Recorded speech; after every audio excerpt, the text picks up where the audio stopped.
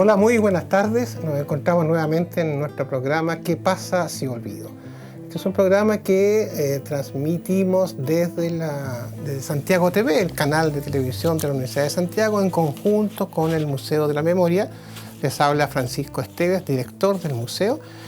Y tenemos en esta oportunidad una invitada muy especial. Ella es Carolina Montserrat Toá Morales. ¿Ruth? Y se encuentra acá con nosotros. Bienvenida, muy bienvenida, Carolina. Gracias por la invitación, Francisco. Bueno, es una alegría tenerte acá, Carolina. Ella es integrante del directorio del Museo de la Memoria. Y bueno, es una razón para invitarla, pero principalmente por su trayectoria política, que es bien fascinante. Y poder conversar a partir de lo que ha sido como su experiencia en todo este tiempo. Necesariamente hay que partir, en este caso, de tus papás. O sea, en primer lugar, Moy de Toá es como antiguo que se decía como el nombre el nombre del marido, ¿no? Pero muy conocida como Moy de Toá, pero ella es Victoria Morales, ¿no? Ese es su nombre pero más conocida como Moy de Toá. Y obviamente quien fue ministro de Allende, vamos a hablar más de él, José Toá. Dime una cosa, ¿qué se siente al escuchar el nombre del papá nuevamente acá en un programa como este, donde ¿Qué pasa si olvido? Siempre se siente como una especie de apretón en la guata. Sí. Sí. Y en el caso de mi papá, yo creo que cada uno tiene su manera, ¿no? Su forma en que le llega ese apretón. En el caso mío, me vienen siempre, apenas escucho el nombre de mi papá, más que quedarme las palabras dando vueltas, me viene la imagen. Su imagen y su imagen como yo la veía también. Muy yo alto. La veía de chica. Bueno, sí, muy alto. Muy alto. Pero no, eso no era porque yo era chica. Yo creo que los grandes igual lo veían muy alto porque era muy alto. Sí. Pero eso no es lo que recuerdo. Yo recuerdo sobre todo un aire de mucha bondad que mi padre tenía, sí. Y que se sentía mucho en la relación que tenía conmigo, que era una relación más bien juguetona que otra cosa, pero donde eso estaba muy presente. Sí. Era parte como del ambiente siempre. Sí, muy alto y como pareció el Quijote, más o menos era como la imagen.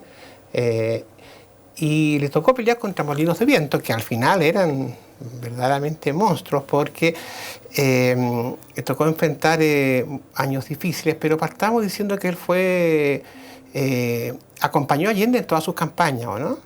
Sí, totalmente. Mira, hace poquitos días terminé de leer un libro que se llama Los hijos del frío, ¿ya? Que habla mucho de esa etapa en que mi padre empezó su vida política, el gobierno de González Videla y después de Ibáñez, sí.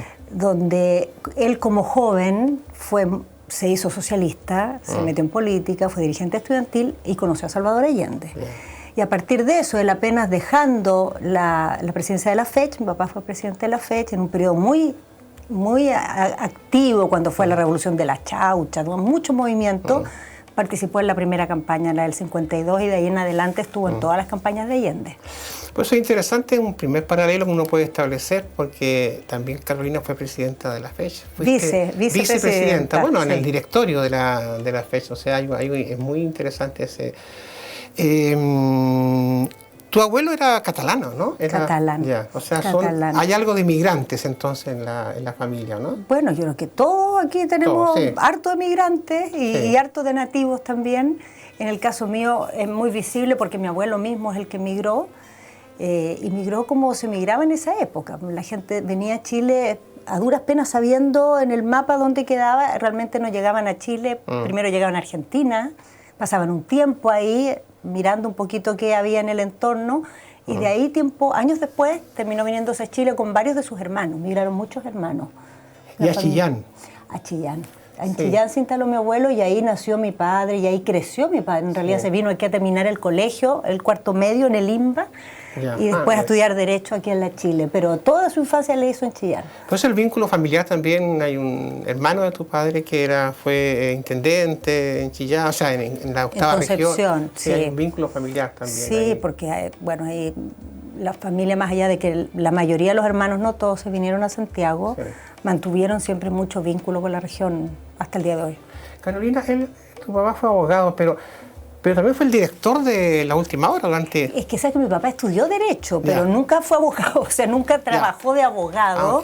Siempre estuvo dedicado a la política y en lo laboral propiamente trabajó en el ámbito más bien del periodismo. Y efectivamente, antes de la Unidad Popular, cuando ya entró a trabajar en el gobierno con Salvador Allende, era el director del diario Noticias de Última Hora. Sí, era un vespertino que se vendía harto, me acuerdo, porque competía con la segunda en términos de distribución. Y un diario muy influyente, y bueno, y resulta de que el presidente Allende le tenía gran confianza a tu papá, a José Toá, lo nombró ministro del Interior, y luego a poco andar llegó a ser ministro de Defensa. Así es. Ahora, la historia es bien tortuosa de cómo llegó a ser ministro de Defensa, porque siendo ministro del Interior, mi padre fue acusado constitucionalmente por la oposición, ya en la época en que el clima político del país había deteriorado mucho, ya estaba muy el clima de trincheras, y a pesar de que mi padre fue de las personas que logró hasta el final, incluso en los momentos más duros, mantener una capacidad de diálogo con las distintas actores, contrapartes, en medio de esa tensión tan grande, se tomó una decisión política de ir contra el ministro del Interior y así se hizo, y después de que fue esa acusación constitucional, Salvador Allende como respuesta lo nombró ministro de Defensa. Mira, fue como una manera de ratificarle la confianza después de la acusación. Todo el mundo sabía que eso era más una maniobra política que una acusación personal realmente. Claro, ahora el 29 de junio del 73 ocurrió esto que se conoce como el Tancazo, y él tuvo, ya era ministro de Defensa, ¿no es cierto? Y él tuvo el rol de estar ahí en la defensa del gobierno constitucional. Me acuerdo cuando tú eras alcaldesa vamos a ver a eso después, pero cuando era alcaldesa de Santiago, coincidimos en la colocación de una placa recordatoria de Leonardo Henriksen, que es el camarógrafo que filma su propia muerte, porque le disparan en ese día. Fue un caso bien famoso en el mundo entero, y nuevamente se produce un encuentro, por lo menos en la memoria, entre tú y tu padre. Bueno, la verdad es que yo no sé si fue él o fue otro camarógrafo, pero hay imágenes filmadas de lo que pasó ese día que son muy impresionantes, porque vino esta acción militar y mi padre, siendo ministro de Defensa, y Carlos Prat, comandante en jefe, fueron a la Plaza de la Constitución a encarar a las fuerzas que estaban sublevadas y a decirles que tenían que deponer esta actitud ahí mismo. Y están esas imágenes, están visibles hasta el día de hoy. Y efectivamente en medio de esa situación sucedió este asesinato dramático filmado por él mismo, porque le disparan mientras está filmando. Y hoy está esa placa ahí, recordando. Ojalá la gente cuando pase como frente al Banco Central. Frente al Banco Central, sí. Y ahí es donde esto sucedió y está la placa recordatoria. Sí. Y luego, bueno, viene el golpe. Y él llega luego a La Moneda, y cuando entra a La Moneda, él dice que el gobierno de Allende va a continuar hasta el septiembre de 1976, o sea, afirmando la constitucionalidad del gobierno, un gobierno que fue enteramente democrático. La verdad es que uno, si quiere revisar el periodo, puede ver los diarios de más oposición a Allende que salieron hasta el último día, y él como ministro dice que el gobierno va a continuar hasta que termine su periodo. Sabemos que no pasó así, pero entonces sabemos que tanto él como ministro como el presidente tenían un compromiso constitucional firme, y él dice que tenía que estar junto al presidente. Esa fue como su decisión de estar en La Moneda. Sí, fue una decisión, porque mi padre, cuando fue el golpe, ya no era ministro, no tenía ningún rol en el gabinete. Ah, ya no era ministro. No. Ya. Por lo tanto, es de esas personas que pudo haber tranquilamente quedarse en su casa y mirar esto a la distancia, pero su nivel de involucramiento en este proceso de la Unidad Popular con Salvador Allende, pero más allá de eso, con ese proyecto y con todo ese sueño perseguido por una generación por tantas décadas, un proyecto tan excepcional, tan único, que no era repetir ninguna receta, sino que era tratar de construir algo que en el mundo en esa época no estaba en el firmamento, no era una posibilidad. Mi padre era un constitucionalista radical y un revolucionario. Una mezcla que hoy día es tan difícil imaginar. Claro. Y ellos intentaron hacer de eso una realidad. Fíjate que hace poquito vi una entrevista de ese programa que había en esa época que se llamaba A esta hora se improvisa. Claro, con Celedón. Con Celedón, claro. Que se hizo pocos días después de la elección de Salvador Allende. Ya. Y mi padre era de ese panel el único cercano a Salvador Allende y al grupo que había triunfado en las elecciones. Y él habla ahí desde la perspectiva del triunfo reciente, cómo se imagina ese proceso hacia adelante, y cuál es el estado de ánimo de quienes van a ser parte de ese gobierno. Y me impresionó la confianza, y da un poco de pena verlo también, porque es una confianza tan grande en la madurez que tiene la sociedad chilena para procesar democráticamente un gobierno distinto que viene a cambiar muchas cosas, pero que va a hacer uso de la institucionalidad, de la ley, de las herramientas que le da la democracia para actuar. Y yo creo que cuando fue el golpe, y mi padre fue con esa misma convicción, y con esa misma convicción dijo lo que dijo en la puerta, que había un presidente constitucional y que eso debía respetarse. Pero bueno, todos sabemos cómo ese día terminó, y yo creo que para él, no solo por lo que después pasó, y la prisión, y las muertes que hubo a su alrededor, sino que ese solo hecho de cómo ese sueño se quebró, fue un dolor tremendo, o sea, fue una pérdida. Mi mamá decía siempre que mi papá empezó a morir ese día. Lo mataron un año después, unos meses después, pero ese día ya una parte de él quedó destruida de ver cómo esto se venía abajo. Fíjate que muy parecido a lo que le pasó a Pablo Neruda, o sea, es como lo mismo que le pasa a tu padre. Y bueno, tú tenías 8 años para el golpe, chiquitita, ¿y te acuerdas de algo de lo que...? Me acuerdo de todo. De todo. Ya. Sí, porque, mira, yo creo que cuando uno tiene una infancia más o menos normal, tus recuerdos de los 9 años tapan los de 8, los de 10 tapan los del 9, y al final te vas quedando con los recuerdos de los 10 para adelante, lo demás queda... Pero cuando pasan cosas tan fuertes, cuando eres tan chica, como todos tus recuerdos antes de ese quiebre quedan como atesorados en una cajita. Y en mi caso, los recuerdos de mi padre, tengo muchos recuerdos de mi padre, y tengo muchos recuerdos de ese año del golpe, de lo que pasó ese día, de lo que pasó en los meses siguientes, hasta que finalmente mi padre fue asesinado y nosotros nos fuimos a México. Tengo hartos recuerdos de esa época. Y tú te enteras de que está detenido, te enteras de que está en la escuela militar, te enteras que lo mandan a una isla en el sur de Chile. Me entero de todo, pero por vías indirectas, porque mi mamá tomó la decisión. Yo creo que ahí no hay decisiones buenas. Ella intentó protegernos un poco de esta historia y decirnos, tratar de simular una normalidad, que mi papá estaba de viaje, mi papá, etcétera. Pero la verdad es que todo nuestro entorno, mis amigos estaban en la misma situación, más cercanos, sus papás estaban también o presos, o se habían ido al exilio, o nada era normal alrededor. Entonces yo terminé enterándome por amigas mías cuyos papás también estaban en Dawson, que mi papá estaba preso en Dawson. Y terminé el día del golpe enterándome de lo que había pasado, viendo escondida en una televisión las imágenes de ese día y el anuncio también de la muerte de Salvador Allende. O sea, los niños al final, yo creo que siempre saben mucho más de lo que les dicen y mucho más de lo que uno se imagina. Y en esa época teníamos como un correo de los niños por los cuales nos informábamos unos a otros, y estábamos varios viviendo una situación parecida. Yo creo que tu papá es un símbolo de la dignidad, y le tocó estar cerca de un símbolo de la indignidad, que fue Pinochet, que según entiendo visitaba, porque tu papá fue ministro de Defensa, visitaba tu casa también, ¿no?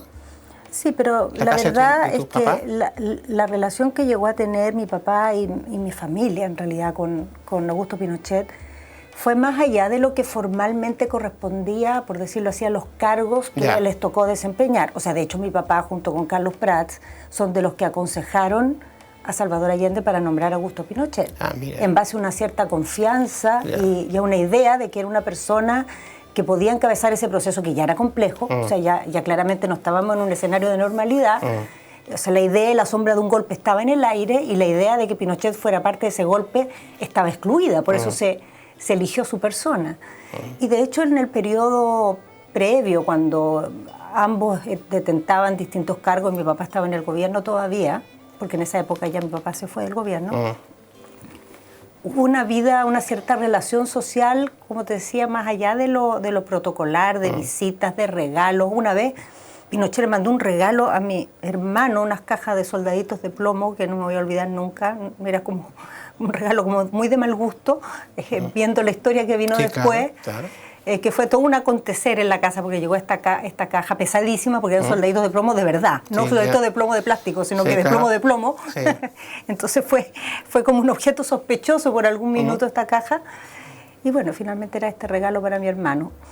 Sí, yo creo que eso fue un dolor muy grande para mi papá, y una angustia de no haberse dado cuenta del peligro en que estaban entrando al entregarle tanta confianza a esta persona.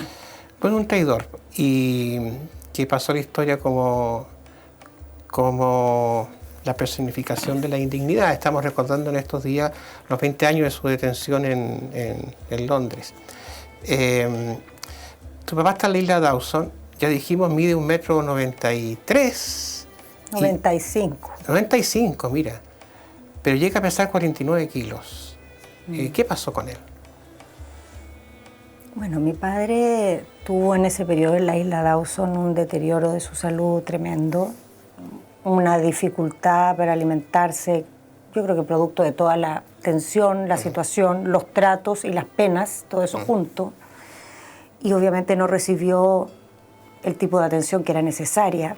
Cuando lo trajeron a Santiago, mi padre lo trajeron a Santiago, yo creo que, no sé si fue a finales de enero, inicio de febrero, ya estaba en ese estado crítico y hospitalizado, seguía incomunicado, y en esa condición, con ese peso y con ese cuadro de salud, lo seguían sacando del hospital para interrogarlo en la Escuela de la Fuerza Aérea, y de esa época, del periodo, digamos, en que era interrogado y torturado, hay fallos judiciales ya por esas torturas. No así por el asesinato, que si bien está establecido por perito, no termina de esclarecerse los responsables y no hay condenas, por lo tanto, tampoco.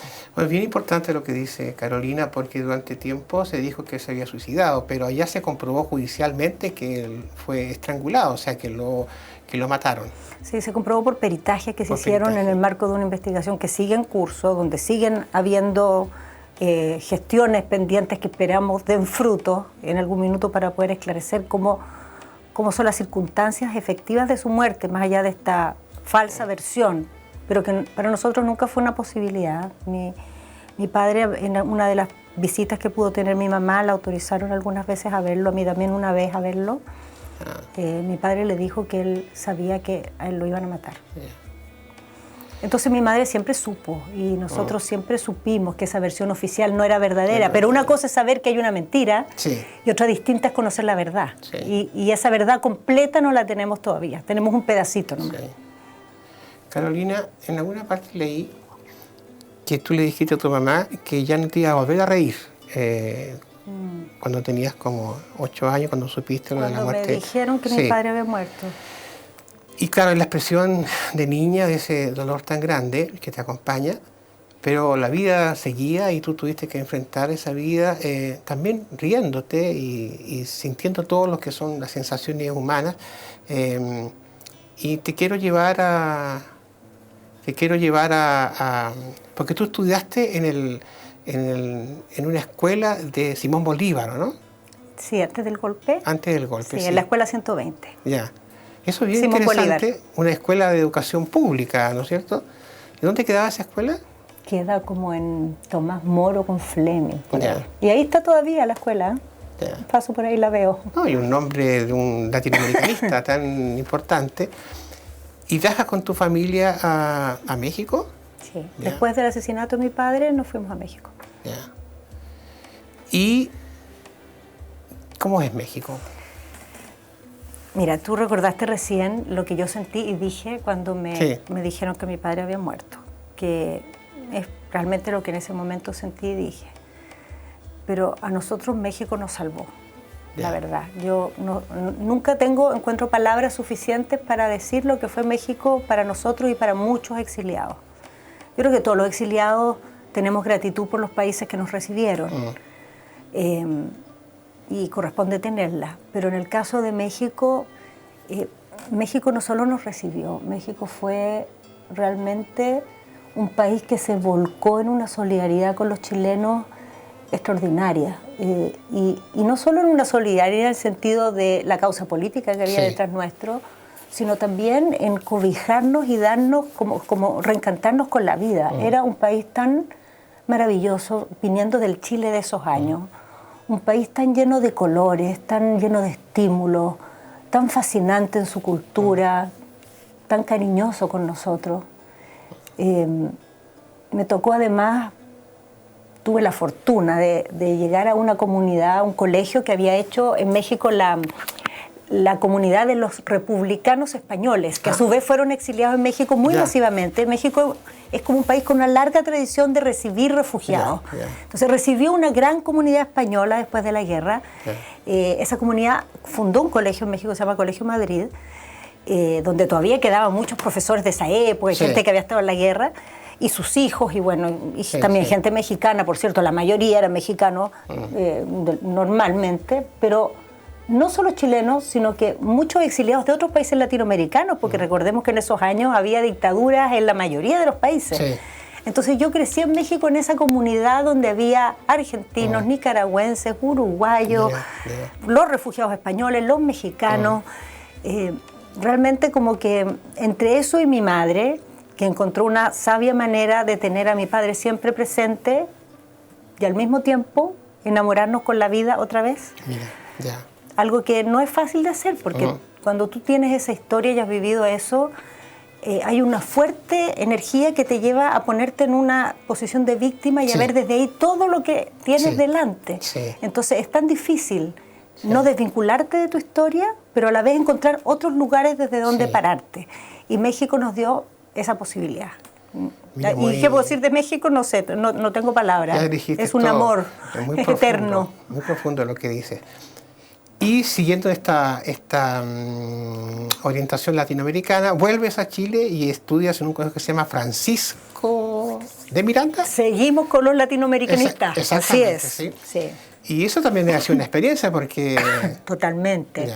Bueno, el colegio, hablábamos aquí antes de entrar al estudio, cumplió 50 años hace poco. Entonces hicieron una especie de conmemoración, fue mucha gente de muchas generaciones. El colegio Francisco Miranda tenía en esos años de nuevo un poquito el rol del Colegio Madrid. Era un colegio que estaba acogiendo mucha gente que venía volviendo del exilio o que se había quedado en Chile y había tenido situaciones de persecución en su entorno. Era una especie de rincón protegido donde seguía practicándose una educación muy libre, una educación personalizada.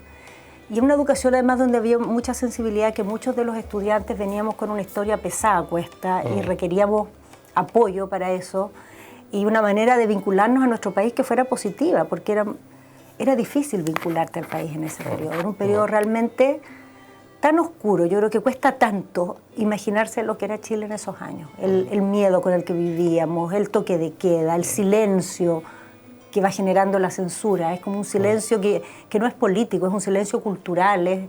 Y unos rincones donde tú te juntas, unos rincones muy escondidos, donde te juntas a tratar de compartir qué era lo que representaba en esa época, no sé, la música, los conciertos. Eran como nuestros rinconcitos donde nos mirábamos a los ojos y nos decíamos algo así entre líneas.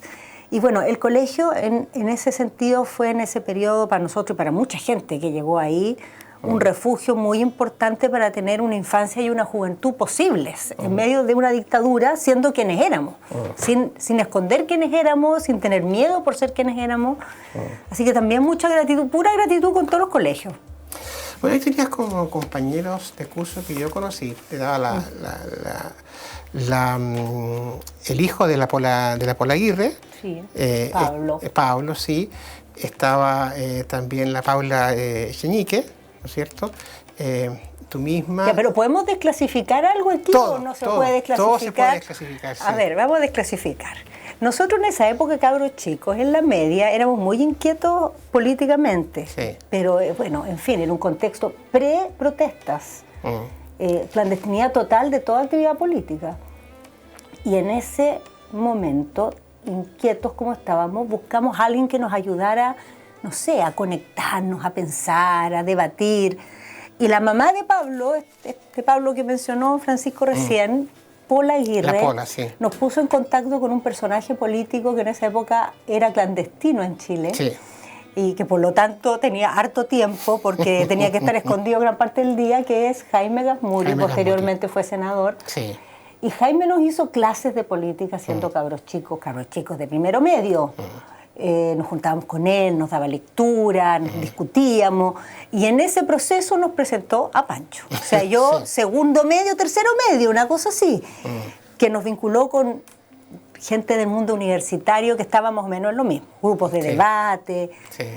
Ya en esa época estaba como la reflexión de lo que era la dictadura, el golpe, la pérdida de la democracia, las razones, cómo aprender de esa experiencia, cómo tener una democracia que después no la perdiéramos nunca más. Bueno, así nos conocimos nosotros. Y estaba empezando lo de la convergencia. Sí, pues estaban conversando todo el debate del socialismo, que estaba muy dividido en muchos grupitos, pero que todos discutían harto y se daban harto tiempo para meterle cabeza a lo que estaba pasando. Ahí, en ese momento y en ese proceso, nosotros nos conocimos. Así que él nos concientizó cuando éramos menores de edad. Recuerdo muy bien. Jaime era un gran profesor y yo traté de seguir su trabajo, pero bueno, Carolina siempre se destacó por sí misma, pero uno de los momentos como bonitos que uno puede recordar es la posibilidad de haber trabajado y haber estado de alguna manera ayudando en la formación política de esta generación que tanto daría que hablar, porque después Carolina entra a estudiar Derecho en la Universidad de Chile, siguiendo una tradición a esa altura familiar. Y resulta que en ese momento el país ya está distinto, pero ella va a estar, como dijo recién, como vicepresidenta de la FECH, también en un periodo que fue realmente decidor, porque ahí ocurrió lo de Federici. ¿Qué pasó con eso? O sea, antes de lo de Federici, justo el año que yo entré a la universidad, estaba reconstruyéndose la FECH. Ya. La FECH, que a lo mejor algunos de los televidentes no saben, fue proscrita con la dictadura y fue nombrada una nueva federación que se llamaba FESECH, que la nombraba el rector. El rector nombraba, usted va a ser el presidente, obviamente totalmente cercana al régimen, y el movimiento estudiantil fue dando una pelea por recuperar su espacio, primero democratizando los centros de alumnos, eligiendo presidentes de centros de alumnos, después los presidentes de centros de alumnos hicieron una coordinación de centros de alumnos. En esa época, el presidente del Centro de Alumnos de Derecho llegó a ser Jerko Lubetich, él fue parte de esa coordinación, y esa coordinación tomó el acuerdo de reconstruir la FECH. ¿Y qué hicimos muy a la chilena para reconstruir la FECH? Es que realmente somos muy chilenos. Citamos a una asamblea constituyente. Mira tú. Y todos los cursos eligieron delegados para definir los estatutos de la FECH. Imagínate dónde se ha visto eso, en plena dictadura. En cualquier parte del mundo la gente va a hacer una elección, tiene una directiva y ahí veremos. No, aquí hubo que hacer una asamblea constituyente para hacer los estatutos. Hechos los estatutos, se hizo la primera FECH y eso me tocó a mí en el primer año. Mira, yo entrando a la universidad, y cuando fue esa primera elección de la FECH, ya participé, fui como vocal y bueno, todos los años siguientes, hasta que llegó precisamente ese año de Federici, que fue, bueno, esa historia yo creo que no se ha terminado como de desclasificar completamente, porque fue una situación inesperada. Nosotros siempre habíamos estado en contra del rector. El rector era un general. Sí. El otro día alguien recordaba con motivo del plebiscito que cuando nombraban el alto mando, dentro de los cargos del alto mando nombraban a los rectores que tenían las universidades públicas que eran del ejército, en este caso el general Soto, que nosotros siempre estábamos por sacarlo y en todas nuestras marchas, nuestras cosas pedíamos la salida del rector, y en una de esas sacan al rector.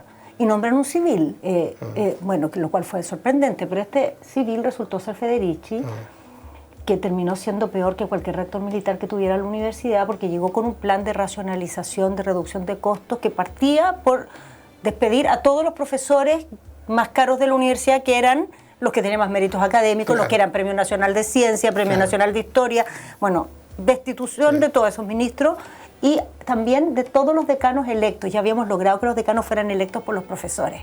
Ya no eran designados por el rector, sino que había habido una pelea previa junto a los académicos, saca a los decanos electos también y vuelve a nombrar a decanos a su gusto. Entonces se armó ahí una rebelión de la comunidad, muy encabezada por los estudiantes, pero nosotros tomamos la decisión en esa época de hacer algo en conjunto con la comunidad. Entonces, en lugar de irnos solos por nuestra cuenta, priorizamos articularnos con los profesores y con los decanos destituidos, que armaron una especie como de gobierno en la sombra.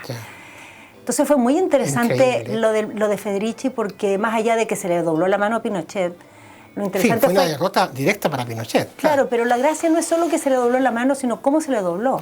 Porque se logró hacer una coordinación impensada entre todos estos estamentos y convencer a los decanos, que tenían, yo creo, por su trayectoria y por el estilo de decanos que eran, mucha reticencia a asumir ese rol, el aceptar que ellos tenían que cumplir un rol de poder alternativo.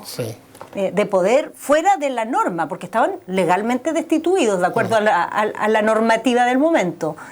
Y ellos en esa disyuntiva entendieron que ese era su rol y asumieron muy activamente ese papel.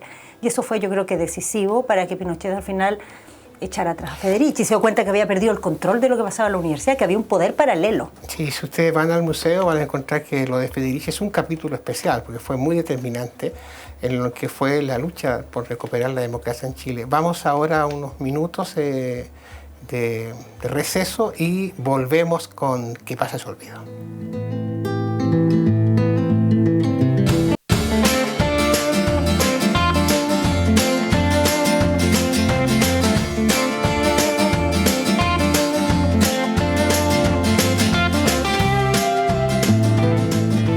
Bueno, volvemos con Carolina Toá y te vas a Italia después de... No, pero antes de Italia sí tienes toda la razón. Plebiscito, porque tú fuiste muy emblemática del plebiscito. Saliste mucho, estuviste cercana a todo lo que fue la franja del no. Cuéntanos un poco cómo fue esa experiencia. A ver, yo creo que el plebiscito... fue por un lado como la consolidación de un proceso largo, pero por otro lado fue también un momento de muchas vicisitudes y muchas dudas. Para nosotros que veníamos del movimiento estudiantil, fue muy importante, fue un triunfo el plebiscito de alguna manera, porque nuestra pelea siempre había sido por la unidad de la oposición. Y había sido muy difícil lograr la unidad de la oposición. Había todo tipo de divisiones, el socialismo estaba todo dividido, al interior de la izquierda había distintas tesis para explicar lo que había pasado, las formas de luchas que venían para adelante, cuáles había que priorizar. Con la democracia cristiana había heridas profundas y gente que dispuesta a unirse, pero yo me uno con este, pero no con este otro, y las exclusiones, los vetos cruzados, eso predominaba en la oposición. Uno tiende a pensar, y con el romanticismo del tiempo, hay imágenes tuyas que eso es el plebiscito. Esas son imágenes de la campaña no. Es muy chistosa, porque son muy ochenteras.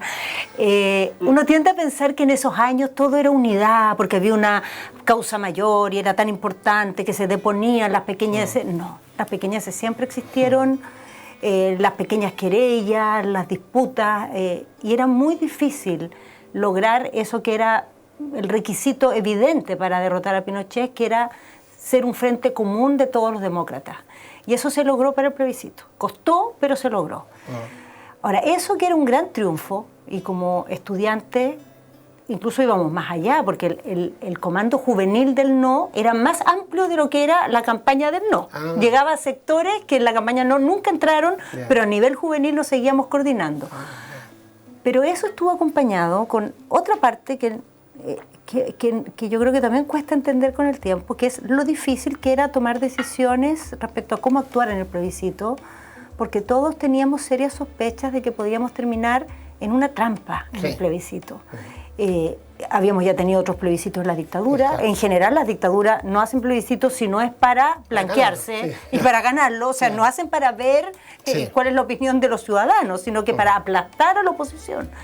Entonces, había muchos temores y muchas dudas. Y a pesar de que todo con el tiempo terminó, desde el punto de vista del triunfo, en esa votación bien, yo creo que hasta el último día estábamos llenos de dudas. No nos arrepentiremos hoy día en la noche de haber entrado en esto. No terminaremos atrapados en una cosa en que al final vamos a terminar ayudando a Pinochet a blanquearse. Estábamos llenos de dudas y yo creo que eso también ayudó a que el trabajo que se hizo para ocupar todos los espacios que el plebiscito nos dio, desde la posibilidad de ir a la televisión, que no habíamos tenido durante todos los años de dictadura, hasta salir a inscribir a la gente, hasta tener la franja del no. Y cuando digo salir a la televisión me refiero a los debates que hubo y la franja del no en la campaña misma. Ese es cuando me digo salir a la televisión, porque ahí es el programa del dedo del lago, que lo pudimos hacer porque se hizo el Partido por la Democracia, ocupando los rudimentos de legislación que había para inscribir partidos. Bueno, esos espacios se ocuparon con un nivel de compromiso y tratando de realmente minimizar los errores en todo sentido, de manera que se logró lo impensable, que es ganarle a Pinochet en su propia cancha. Que la cancha del plebiscito era una cancha de Pinochet, inventada por él, orquestada por él, y la ganamos ahí. Entonces fue realmente un momento muy, muy especial y un momento que yo creo que casi se nos fue de las manos por mucho tiempo, porque nosotros, yo creo que desde que empezaron las protestas siempre sentimos que estaba la posibilidad de que Pinochet fuera derrocado, y Pinochet no caía, y no caía, y no caía, que había movilizaciones gigantescas y la gente salía a la calle con riesgos de su vida, moría gente y Pinochet no caía. Y yo creo que por mucho rato empezamos a sentir que esto se nos iba de las manos, que no lográbamos ganarle a Pinochet. Bueno, en el plebiscito le logramos finalmente ganar. Carolina, se le gana a Pinochet. Y tú no te quedas inmediatamente en Chile, que era como algo posible, sino que te vas a estudiar afuera, te vas a estudiar a Italia, ¿no? Y a estudiar un doctorado en ciencia política. Estudié una carrera en ciencia política. Una carrera en ciencia política, sí. ¿Por qué esa decisión de irte a estudiar en ciencias políticas a Italia? A ver, yo siempre sentí en los años que estudié Derecho y mientras estuve en la FECH, a pesar de que en los estudios no tuve nunca problemas, pero siempre sentí que mi cabeza no estaba en el estudio. Mi cabeza estaba en la lucha por la democracia, en el movimiento estudiantil, mi cabeza y mi cuerpo, y mi día a día, mi energía. Y siempre tenía, de alguna manera, la fantasía de tener un espacio de estudio real y de vivir una vida universitaria con la libertad de no estar en este clima que viví mientras fui universitaria en Chile. Y cuando ganamos el plebiscito y empezó el proceso ya que nos encaminó a la recuperación de la democracia, yo dije, aquí si me quedo en Chile, tampoco voy a estudiar ahora, menos, menos aún. Entonces tomé esa decisión de ir a Italia y estar un tiempo en otra cosa, realmente estudiando de verdad, conociendo otras cosas, abriendo un poco la vida también a otras dimensiones que en esos años estuvieron tan cerradas por lo extremo de lo que estábamos viviendo. Y la verdad es que el periodo que se abrió acá, que fue muy intenso también, pero de todas maneras era un proceso que estaba muy ligado y que iba a, si yo me quedaba acá, me iba a mantener en este ámbito de la actividad política y del predominio que eso tan grande tenía en mi vida. Y yo no quería sacar esto de mi vida, pero no quería que fuera mi única vida. Entonces esa fue un poco la reflexión que me llevó a irme esos años, a vivir afuera. ¿Estuviste 7 años o algo así? 5 años. 5 años, sí. 5 años. Todo el proceso de Elwin estuve fuera, yo volví ya en el gobierno de Eduardo Frei. Estuve fuera toda esa etapa. Vine un par de veces de vacaciones, pero viviendo allá todo ese tiempo. Sí, fue un periodo, pero siempre tú muy ligada a lo que pasaba en Pero sabes que ligada es muy... Yo pienso que era ligada en esa época. Es que tenía algunos amigos a los que les escribía alguna carta, hablaba por teléfono con mi mamá semana por medio, pero era una época sin internet, era una época en que uno no podía leer los diarios en un portal. O sea, yo no tenía noticias de Chile. Me enteré en algún llamado con mi mamá que había habido aquí en Chile, no sé, el ejercicio de enlace. El ejercicio de enlace. Claro. Las cosas que pasaron esos años yo las sabía retrasadas y por conversaciones telefónicas, muy a lo lejos.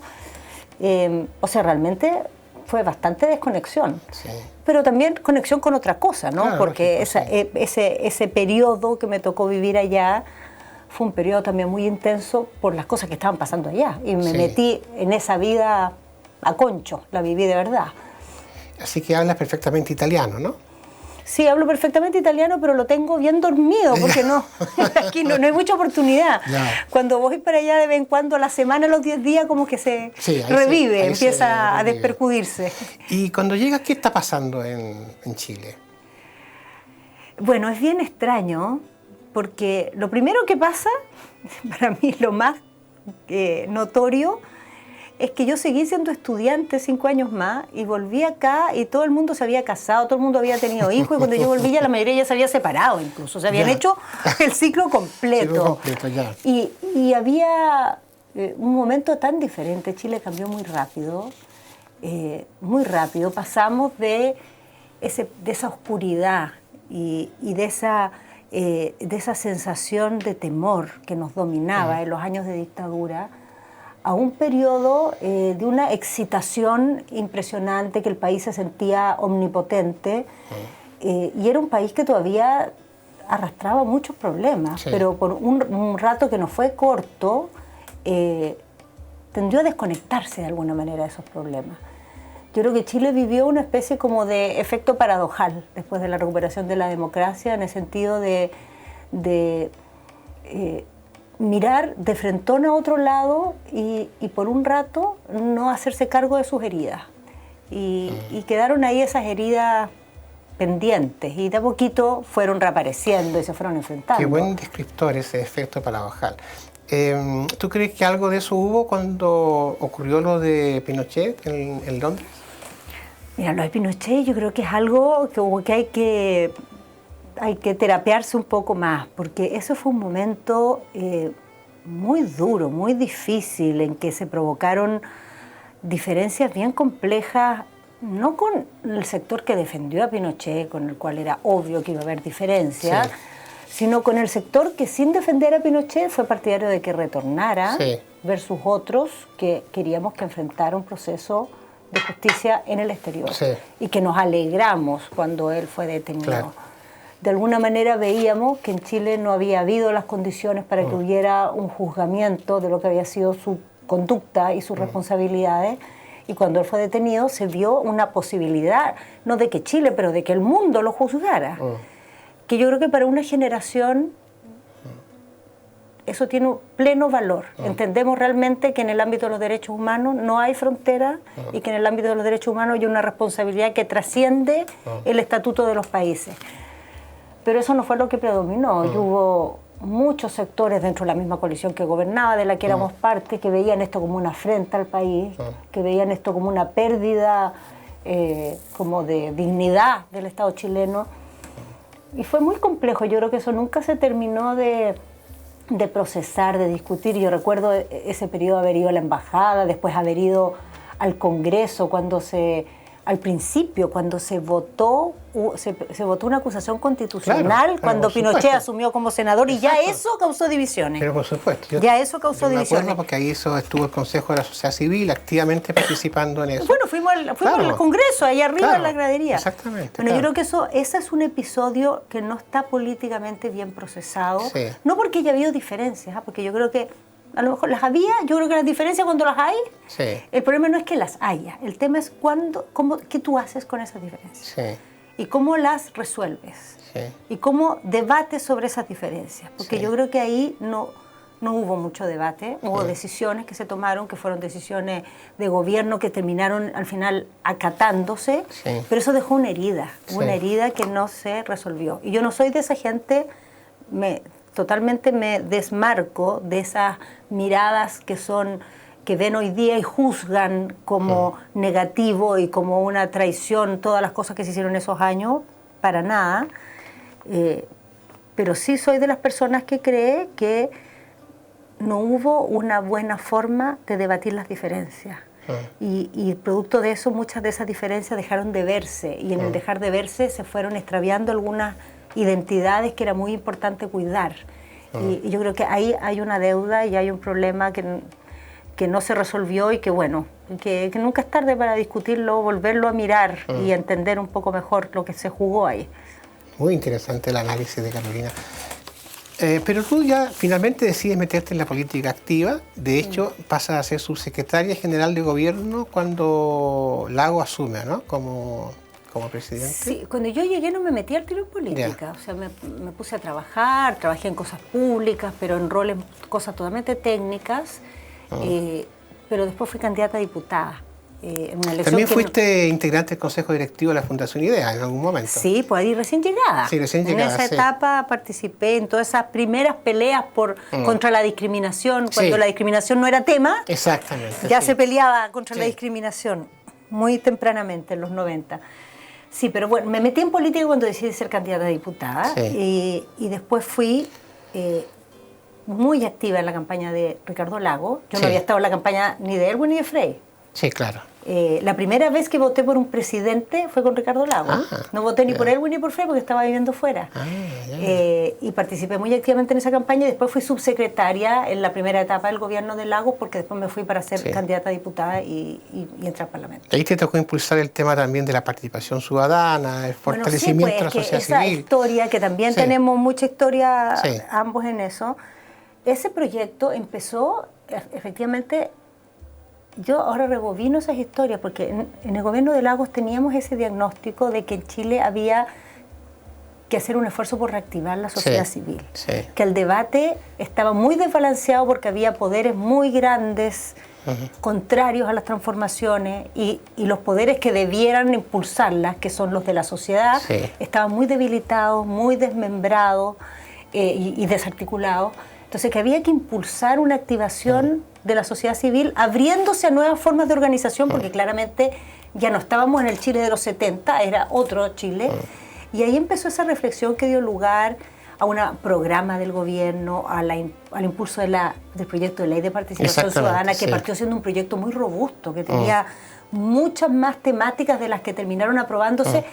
Imagínate, terminaron aprobándose en el gobierno de Piñera. Exacto. O sea, esto empezó en el primer año de Lagos y terminó aprobándose, se demoró más de 10 años ese proyecto, porque tenía enormes resistencias. Claro, Navarrete era el director de la DOS en ese momento. Tú eras la subsecretaria, la que orientaba todo este proceso, y había enormes resistencias. Había resistencia, había temor. Hubo diputados de RN que dijeron que esta era volver a la UP.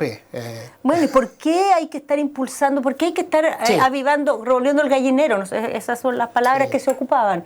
¿Para qué? Si estamos así tranquilitos está bien.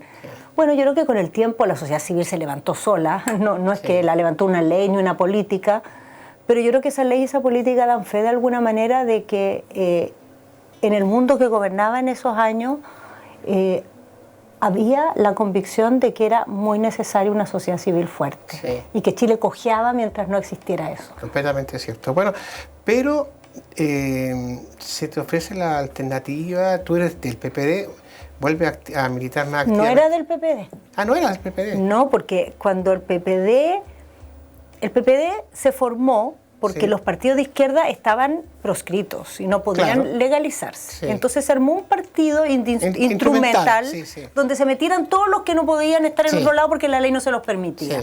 Y ahí estaban adentro los socialistas, los IC, los MAPO, algunos más de derecha republicana que querían pelear por la democracia. Eso fue el PPD.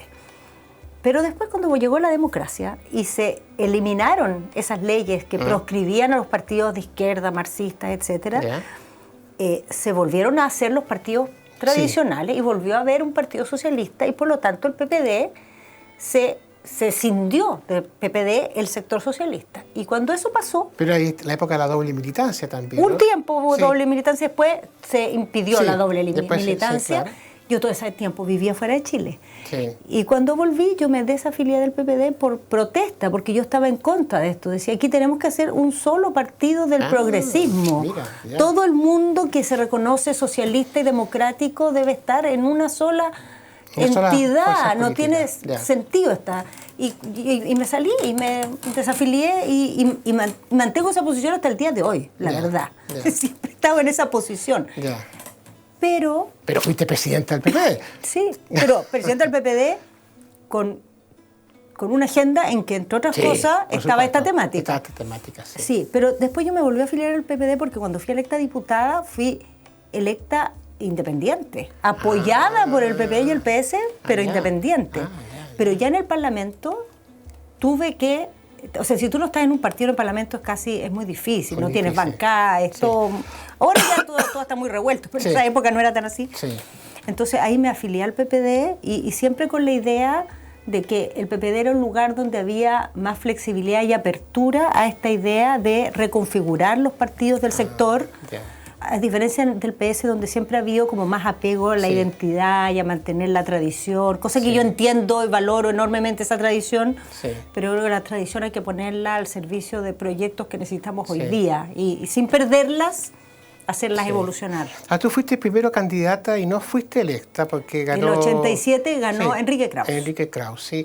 Y luego sí tú eres electa y luego eres reelecta, ¿no? Sí, fui 2 veces con diputada. Una mayoría bien significativa cuando te reeligieron, Sí, 2 veces diputada y la segunda, claro, con mayoría en el distrito. ¿Y cómo evalúas tu periodo en el Parlamento como diputada? Bueno, a ver, el trabajo parlamentario tiene cosas maravillosas y tiene limitaciones bien fuertes. La parte maravillosa que tiene es que tú tienes total libertad para entrar en cualquier tema. Y tú de alguna manera te haces tu espacio. Si tú te interesa hablar de los temas de prevención de salud, si tu temática es la descentralización, si quieres hablar de educación, si quieres reivindicar los derechos de la mujer, eso no pasa en el Ejecutivo. En el Ejecutivo tú tienes un cargo que te da ciertas atribuciones en ciertas materias y tú no puedes salir de ahí. Y si sales de ahí te metes en muchos líos. En el Parlamento no. En el Parlamento tú eres un representante para estar al servicio de las temáticas que haya de interés y en todas ellas tienes igual competencia para hablar, opinar, participar, proponer.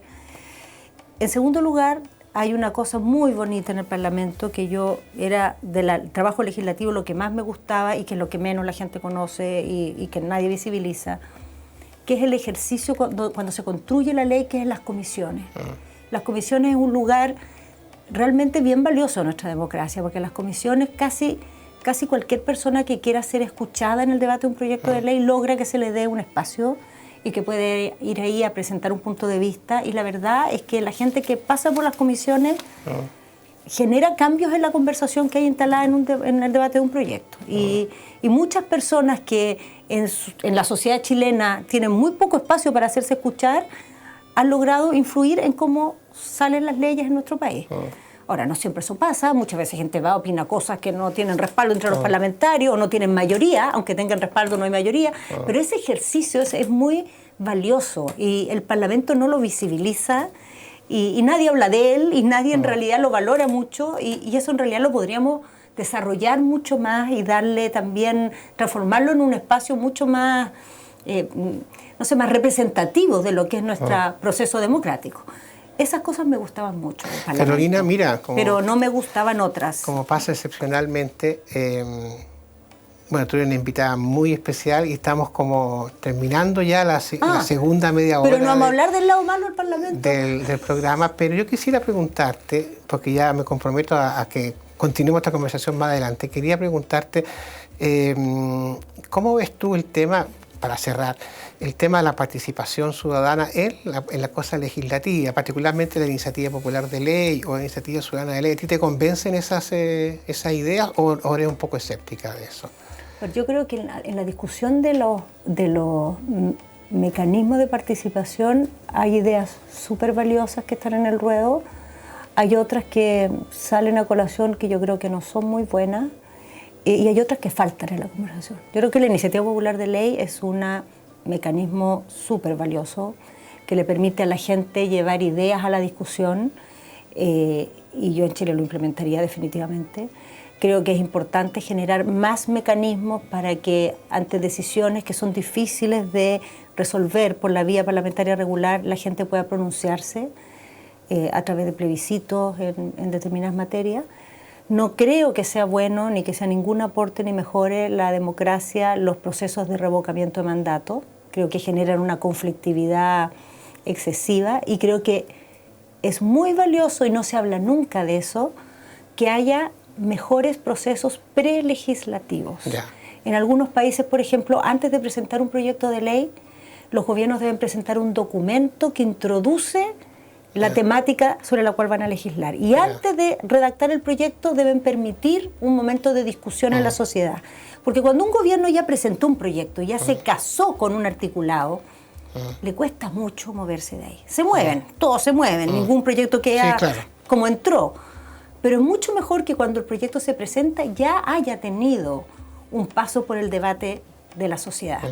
Y yo creo que si tú me dices de todas las cosas que habría que hacer, yo creo que una que es fácil, que ni siquiera requiere ley, basta una decisión de voluntad política, de poner a disposición de la sociedad un planteamiento gubernamental antes de legislar, que dé la posibilidad de enriquecer las ideas, de complementarlas, y una vez que se lleva un articulado, sin perjuicio de que esto igual se puede modificar en el camino y volver a replantearse, pero ya ese articulado está enriquecido por muchas fuentes y por un debate abierto. Yo creo que cosas como esa una muy buena idea. Fáciles y son aportes para mejorar nuestra alicaída discusión democrática. Muy buena idea. Miriam, nos faltó todo tu periodo de alcaldesa, pero yo tengo que decir que no se trata de, en tu caso, de volver a la política, siempre estás como en esa tensión del desarrollo personal, de la política. Tampoco hemos hablado de Matilde ni de mí, pero... son mis hijos. Sí, los hijos tuyos.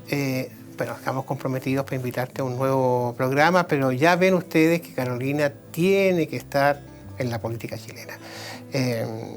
Muchas gracias por estar acá en ¿Qué pasa si olvido? Y nos encontramos en un próximo programa con una invitada o invitado tan interesante, ojalá, como Carolina Toa.